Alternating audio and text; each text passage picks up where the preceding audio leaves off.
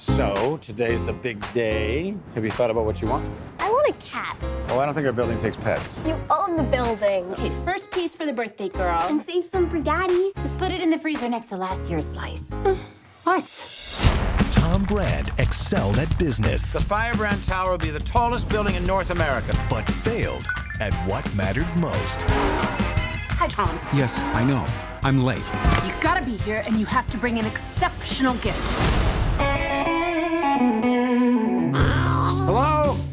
Now, a mysterious man You look familiar. I'm Tom Brand. I own Firebrand. Yes, I use the newspaper in the poopy boxes, and I see your face all the time. is about to change everything. Can I just pick out a cat and then I'll be on my way? He likes you.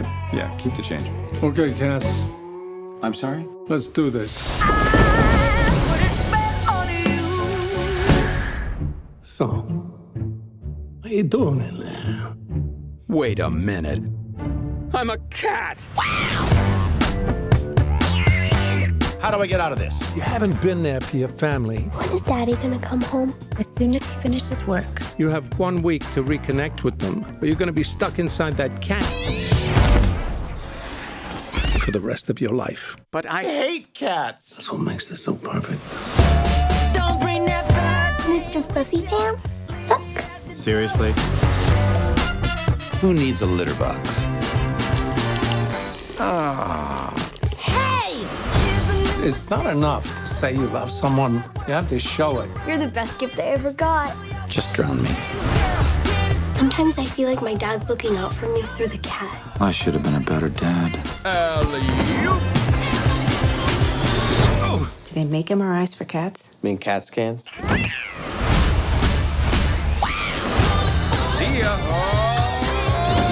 Smile for Instagram. Hey! No! Back off! Hey! You! Nailed it. That cat is so weird. Gotta show them.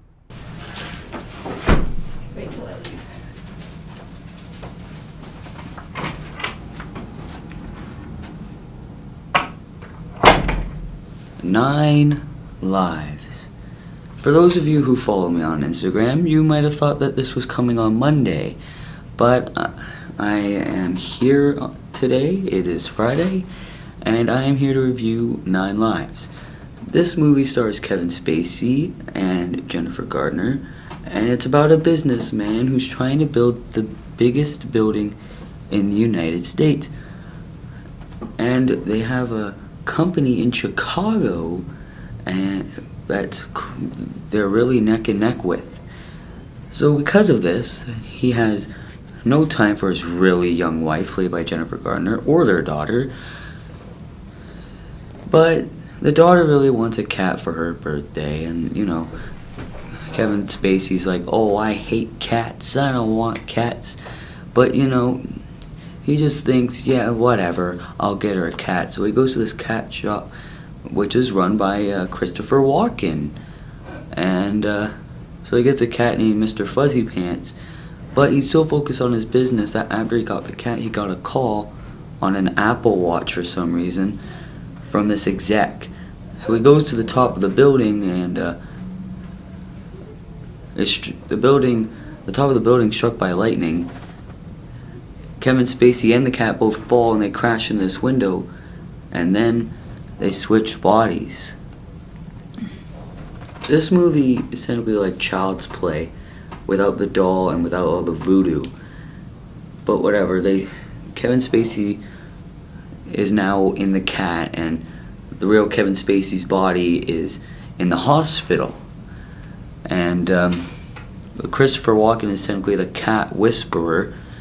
So Christopher Walken says he needs to prove to his wife and his daughter that he's still a good father, and he spends most of the movie trying to do that. You know, in the movie they did this little, Kevin Spacey and the daughter did this dance when the daughter was very young, and towards the end of the movie, the daughter and the cat, they do the dance, which made the daughter find out that the cat is Kevin Spacey. But that's the end of the movie. The beginning of the movie, they still keep the cat. So they let the cat loose in the house, and they don't give him anything to eat. So I was sitting there and I was like, that cat could be starving from the cat shop. They might need food. She might be thirsty. Go get her some water. Nope. They wait till the following morning. I mean, no wonder why the cat was hoarding her at the door. Well, he wasn't really hoarding the mother and the daughter for food and water. It's just to prove that he is Kevin Spacey. But, you know, they don't believe him. They just think he's just playing around with Kevin Spacey's stuff. And I gotta admit, the jokes in the movie are actually pretty funny. I mean, there's one where the cat's trying to write with the pen, but the pen's in its mouth, saying, "Hey, this is not a joke, this is Tom." Well, that's Kevin Spacey's character. I just like calling him Kevin Spacey. "This is not a joke, your loving husband, Tom." But then at the end, it's a whole bunch of scribbles. But Kevin Spacey's like, not bad for a cat. And also, when he tries to use an iPad, he said, "I could really use a mouse right now." That's a very good cat pun. But you know, this is one of the flaws. This movie is clearly aimed for children. But most of it, like Star Wars The Phantom Menace, is business meetings and stock market discussions, and most of this movie is just that exec who didn't help Kevin Spacey up from the building. That exec is trying to take over the company now that Tom is dead, and his son, Ian, is trying to stop him from taking over the company. And towards the middle of the movie, this joke my brother absolutely loves. The cat takes a piss in his ex-wife's purse. My brother absolutely loves that joke. He just watches it over and over again. And you really think if Kevin Spacey switched bodies with a cat, it'd be like those Air Buddies or those Disney movies where it's live action dogs looking like they're talking. No, they don't do that. The cat doesn't physically talk, but we hear what he's actually thinking. So I like that. I didn't see this movie in theaters. I seen it because it's on Netflix, and I was afraid that it was gonna do that whole physically talking. But no, I like that it's telling us what he's thinking.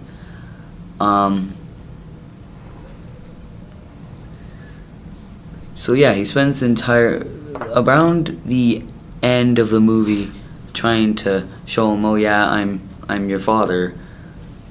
And as I said, there's these scenes with his ex-wife and the ex-wife's daughter. I don't think it's Kevin Spacey's daughter when they were married, but there's this scene where the ex-wife's daughter takes a picture of Jennifer Garner's daughter and writes, "Haha, big crybaby." I don't know what it was. I don't think it was Snapchat or Instagram. I think it was just some movie social media app that they made up. But Kevin Spacey sees that she's sending it, so he just swipes it and gives it to the daughter, and the daughter just full on freaking confronts her like, "Why would you send this?" And then she's like, "Oh yeah, that's what friends do." And it's like, and then it was like, "I just wanted to show some boys," and I was like, and then she's like, "You sent this to half our class." I was like, wow. I was like, wow, this scene too. After she confronts this, she just freaking throws the phone in the toilet. Again, I don't know why she wasn't in trouble. I didn't know why she didn't get grounded. I mean, if any real person were to throw someone else's phone in the toilet, wouldn't they get grounded? Wouldn't they have to pay the person back? But anyway, I loved it. I love that scene. But when towards the end of the movie, when Ian can't save his company from this evil exec, he sees his dad in the hospital and is like, I'm gonna take my first jump and my last jump, and saying, you might not want to miss this. Clearly you guys would think, if you've seen this movie, because towards the beginning of the movie, Kevin Spacey confronts him saying, hey, why aren't you skydiving with me today? And he's always chicken about it.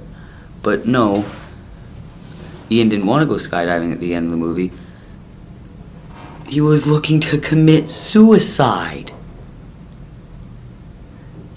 It made people think that he was going to jump from the top of the building that they were trying to build. But yet he doesn't do this. But yet, suicide in a kid's movie. I seen this movie the first time. I barely paid attention to the movie the first time I saw it because I was on my phone and my mom was like, hey, let's watch this movie. And I was like, okay. But now, I watched it and I only listened to the movie the first time I watched it, and then I was like, I'm going to take my first jump. And I was like, this guy's committing suicide, isn't he? But no, Kevin Spacey tries to stop this by going to the building. And then he runs into two security guards and he's like, should we call animal control? And then the other was like, nah, we got tasers. They legit, one guy, the one security guard is looking to film the thing, and the other one is has the taser. It's like, hey, you wanna go tase the cat? Yeah, sure, let's do it. Yeah, let's go tase cats. Tasing cats. Yeah, they won't kill it. It probably could kill it. But no, he gets past them and is like, no, don't jump. But he has a parachute on the back, so really he was just skydiving off the top of the building. But the cat jumps with him, and they're like looking at each other in free fall, and Ian's like, Mr. Fuzzy Pants? He was all confused. But the cat just falls from the building and then dies. But then after he hits the ground, he's in the real Kevin Spacey's body. And that's the end. So after I stop talking about the plot, I gotta do what I always do, the positives and the negatives. The positives of this movie is the jokes are funny. I like the jokes. Some of it were funny. Most of it were like piss jokes, and there was like one scene where the cat was drunk. But I wouldn't say this movie's bad. It's not bad. I actually semi-enjoyed this movie. I actually liked it. It's better than the Emoji Movie, obviously. No, nothing's worse than the Emoji Movie. Absolutely nothing. Not even the Phantom Menace.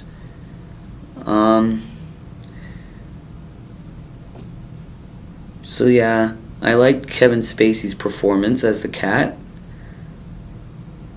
The flaws, it's like Jennifer Garner as Kevin Spacey's husband. I was like, isn't this girl pretty much old enough to be the son's wife? That was in my opinion. I mean, if you look at Jennifer Garner and you look at Kevin Spacey, it looks like they're father and daughter, but no. And if you look at Jennifer Garner and Ian, they actually look like they're married, but no. So I really don't care at that point. Another flaw, as I said earlier in this review, it was mostly business meetings, stock market discussions, and about Ian and this evil exec. And it's like, no, I thought this movie was about some guy and a cat. Again, as I said, the security guards think it's cool to tase cats. And another one I didn't say in this review. As I said, they didn't get the food and water the following morning. Another thing was, what was it? The next morning, they didn't even set up the litter box. It's like, oh yeah, you need food and water, right? And this is where you crap. They put the litter box right next to the food. So, say she's doing this when she's taking a crap, it's gonna go right all over food and water, and it's like,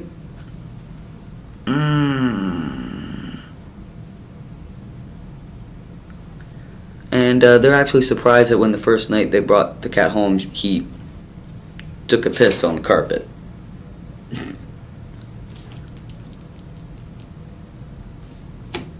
They really shouldn't be surprised. So, I haven't done this with my other past 2 reviews, but I'm going to do a grading system. Towards the end of every movie review, I'm going to grade the movie. So,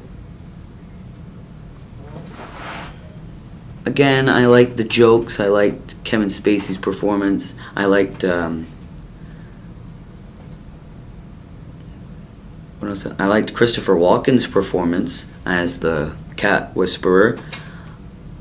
But the flaws was, like, as I said, as I listed before, I'm going to give 9 lives.